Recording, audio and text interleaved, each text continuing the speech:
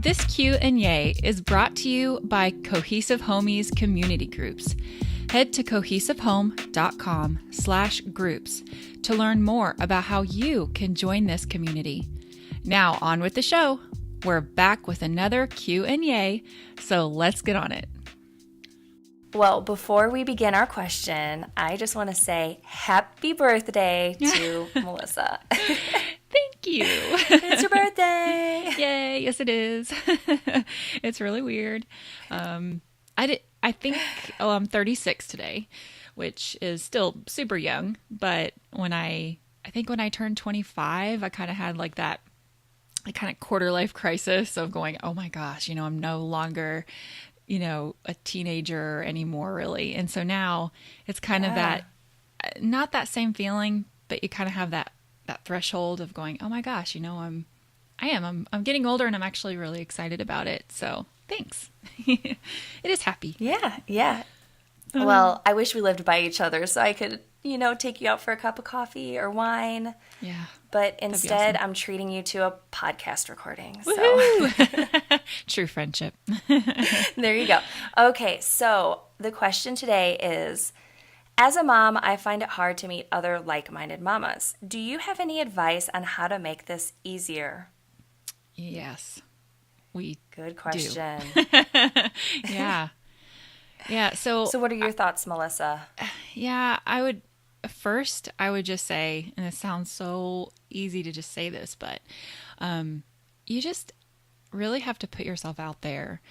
I know it's probably easier said than done, but something that I do if I'm feeling like I just, I'd love to make some more friends. Like when we moved here to Norman, I didn't know anybody. We were completely new to this area, even though we had been in Oklahoma City before Germany.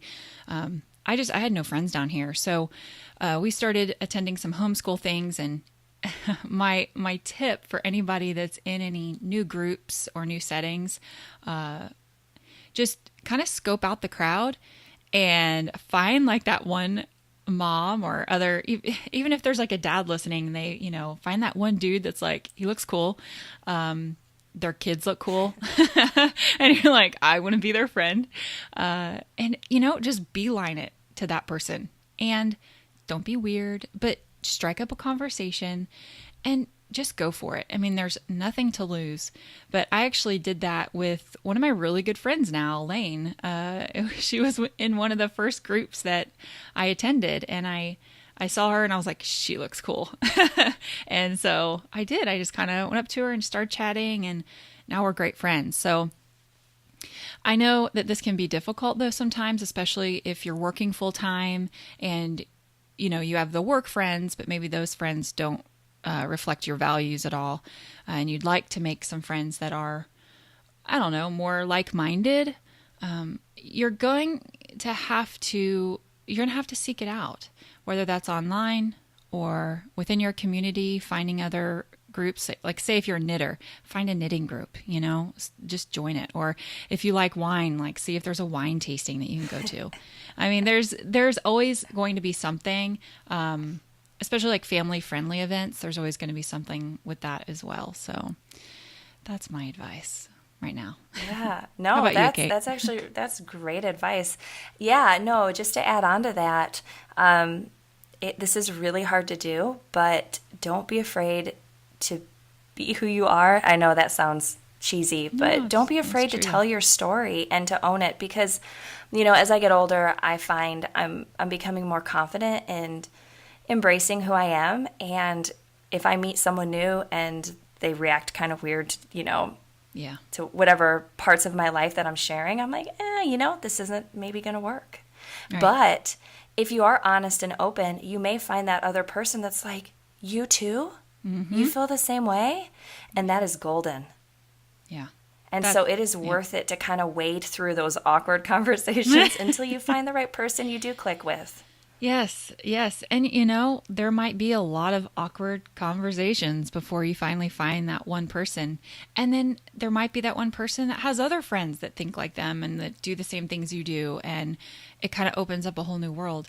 I know that maybe some of you might live in like a more rural area and it might be harder. So that is one major reason why we created Cohesive Home. We wanted people to be able to find like-minded friends online. And there's a lot of negative online. There's a lot of negative things with social media.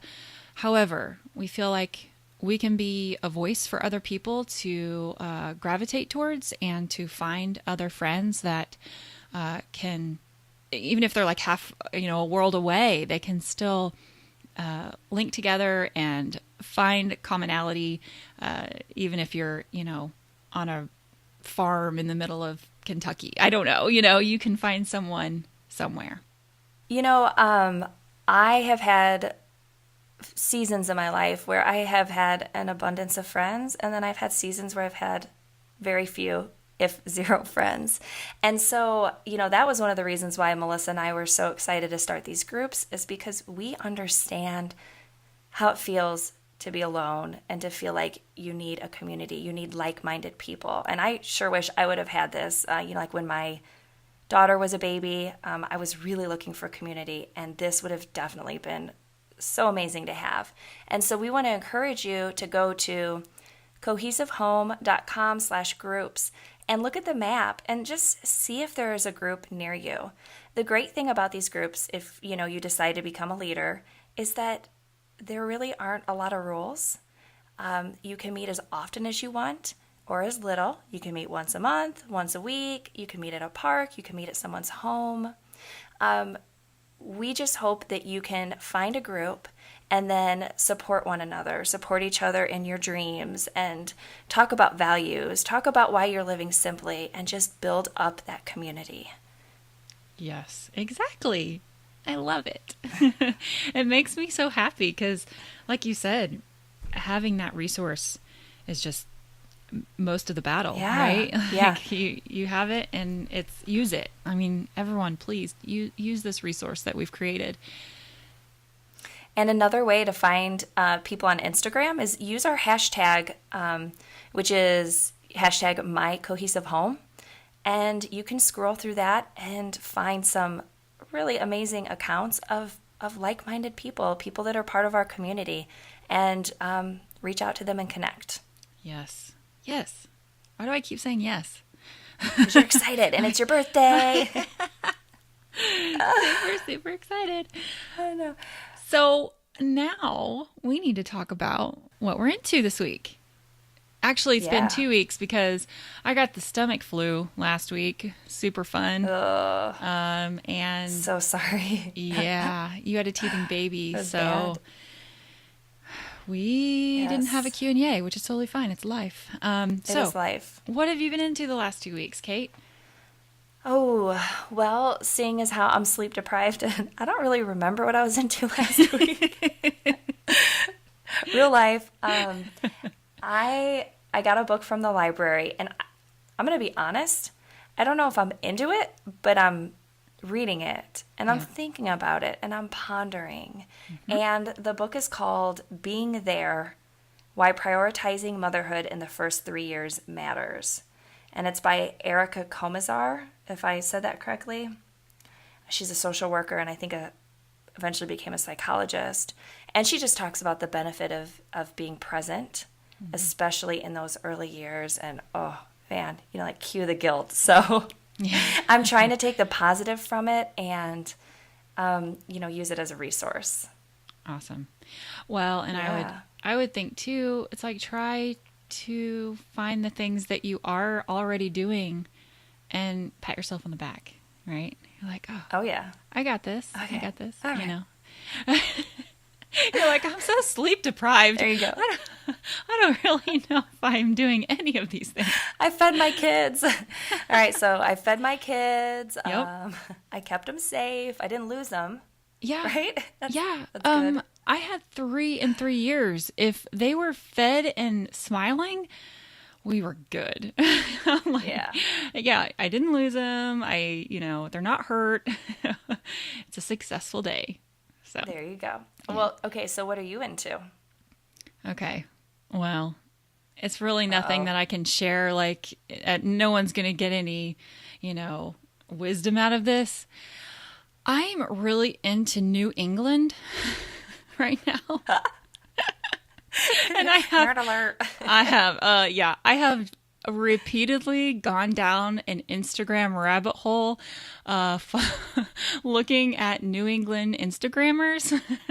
So if you're from Maine, Rhode Island, anywhere within Vermont, I don't know, I'm like slightly obsessed right now. I think it's the fact that fall has not quite sprung here in Oklahoma, and I do miss aspects of my childhood from Pennsylvania. So yeah, no one can glean anything from that other than the fact that I'm weird sometimes, and I really like looking at Rhode Island photos. Well, and I also think you can kind of take what you're into and say, hey, that might be pointing to something bigger. Or maybe not. I mean, I'm cool with that. I like that. So if anybody's listening and they're from the New England states, hit me up. I'll come visit. There you go. All right. Well, thank you so much for listening. We will be back Tuesday with another full-length episode. Have a great weekend, and we'll see you then.